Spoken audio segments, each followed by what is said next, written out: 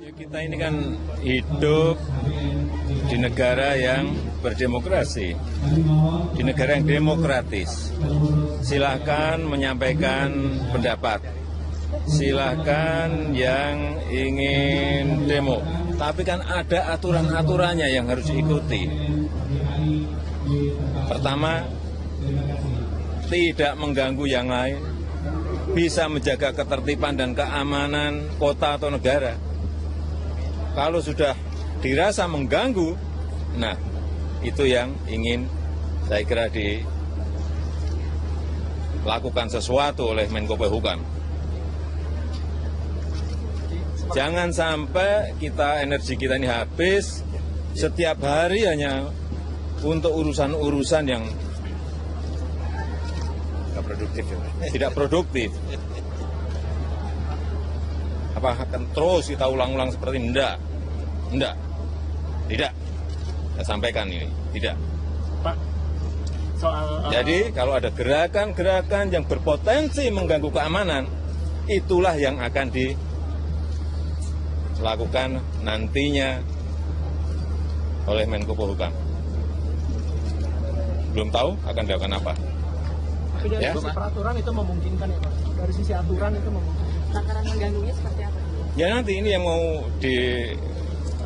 dikalkulasi oleh Menko Polhukam, dilihat payung hukumnya.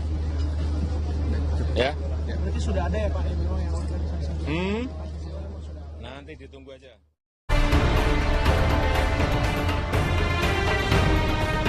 Sudah terlalu sering kita berteori dan berwacana tentang pembubaran ormas radikal ataupun ormas anti Pancasila. Energi kita nyaris terkuras membicarakan pembubaran ormas-ormas model begitu, dan celakanya ia berhenti di meja teori dan wacana. Itulah sebabnya Presiden Joko Widodo Jumat pekan lalu mewanti-wanti jangan sampai energi bangsa ini habis mengurus perkara ormas radikal dan anti Pancasila itu. Pernyataan Presiden ini mesti dibaca sebagai perintah kepada para pemangku kebijakan untuk segera menyelesaikannya. Energi kita jauh lebih baik digunakan untuk meningkatkan pertumbuhan ekonomi inklusif, misalnya, daripada bolak-balik mengurus ormas-ormas tersebut. Kantor Kemenko Polhukam diberitakan tengah melakukan sesuatu untuk membereskan radikalisme fisik ormas radikal dan radikalisme ideologis ormas anti Pancasila. Rakyat menanti langkah konkret dari Kemenko Polhukam. Ada yang mengusulkan jalan dialog. Dialog antara pemerintah dan ormas radikal serta anti Pancasila rada ganjil. Dialog bisa ditafsirkan negara takluk kepada ormas radikal dan anti Pancasila. Pemerintah harus menunjukkan ketegasan sikap bila mengambil jalan dialog. Ada pula pendapat bahwa ormas-ormas tersebut bisa dibubarkan melalui pengadilan. Jalan ini sesuai dengan Undang-Undang Nomor 17 Tahun 2013 tentang ormas. Bila melalui pengadilan, jalan yang ditempuh panjang dan berliku. Lagi pula pemerintah seperti tak pernah menempuhnya, meski jalan ini telah disediakan undang-undang sejak lama. Bila pemerintah ingin menempuh jalan pengadilan, segera saja lakukan. Sudah terlalu banyak bukti kekerasan verbal, fisik, ataupun ideologis yang dilakukan ormas-ormas tersebut. Untuk ormas anti Pancasila dan anti NKRI, melihat visi misi dan cita-cita yang diperjuangkan mereka saja sudah cukup bagi negara untuk mulai menyeret ke pengadilan. Bila jalan pengadilan dianggap terlalu berbelit-belit, diperlukan undang-undang yang lebih simpel mengatur pembubaran ormas. Muncul usul pemerintah mengeluarkan peraturan pemerintah pengganti undang-undang atau revisi undang-undang. Perpu tentu lebih cepat prosesnya ketimbang revisi undang-undang. Akan tetapi, keduanya tetap memerlukan persetujuan DPR. Celakanya, sejumlah partai politik ditengarai justru mengambil untung dari keberadaan ormas-ormas tersebut. Anggota ormas tersebut bahkan menjadi konstituen parpol tertentu ketika pemilu. Kita berharap DPR mendukung ikhtiar pembubaran ormas melalui Perpu atau revisi undang-undang bila jalan itu yang ditempuh negara. Apalah artinya kemenangan dalam pemilu apabila taruhannya ketertiban sipil dan ideologi serta kesatuan dan persatuan Indonesia? Bola kini di kaki pemerintah. Terserah pemerintah. Apakah akan menendang bola ormas radikal dan anti Pancasila itu jauh keluar dari Indonesia, atau masih akan menggoceknya? Terserah pemerintah akan menempuh jalur yang mana. Apakah dialog, pengadilan, perpu, atau revisi undang-undang? Yang paling penting bagi rakyat ialah ada langkah maju dalam upaya pembubaran ormas bermasalah tersebut. Setiap kebijakan pasti mengandung risiko. Justru risiko terbesar harus kita hadapi bila pemerintah tidak mengambil langkah konkret apapun untuk membubarkan ormas-ormas tersebut. Bila ormas-ormas radikal dan anti Pancasila dan anti NKRI itu tak bubar, resikonya negara yang terancam bubar. Jangan sampai.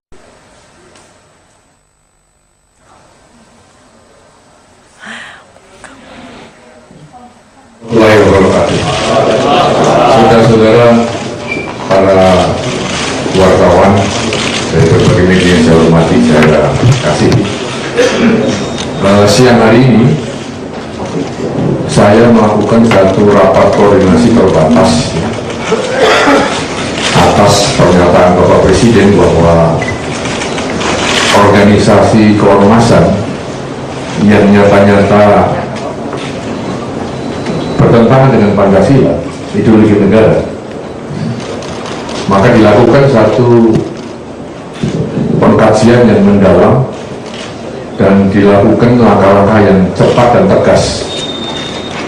Dan Bapak Presiden telah menugasi Kementerian Lembaga Jajaran Kementerian Koordinator Politik Hukum dan Keamanan untuk menyelesaikan itu. Dan siang hari ini kami mau finalisasi satu proses yang cukup panjang, mempelajari berbagai ormas di Indonesia yang jumlahnya ribuan, bahkan ratusan ribu, untuk mengarahkan mereka dalam koridor yang telah ditetapkan dalam Undang-Undang Keormasan, baik masalah tujuan, ciri dan asas, yang semuanya harus menuju satu titik, yakni berdasarkan ideologi negara Republik Indonesia, Pancasila.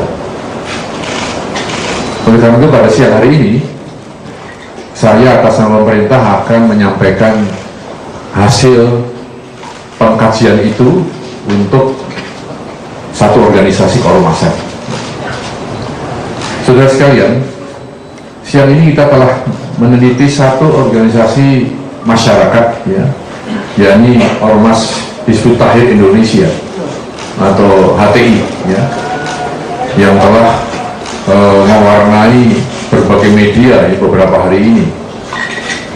Dan hari ini kita mengambil satu keputusan untuk ke saudara-saudara ketahui. Yang pertama, sebagai organisasi kemasyarakatan berbadan hukum, HTI tidak melaksanakan peran positif untuk mengambil bagian dalam proses pembangunan guna mencapai tujuan nasional.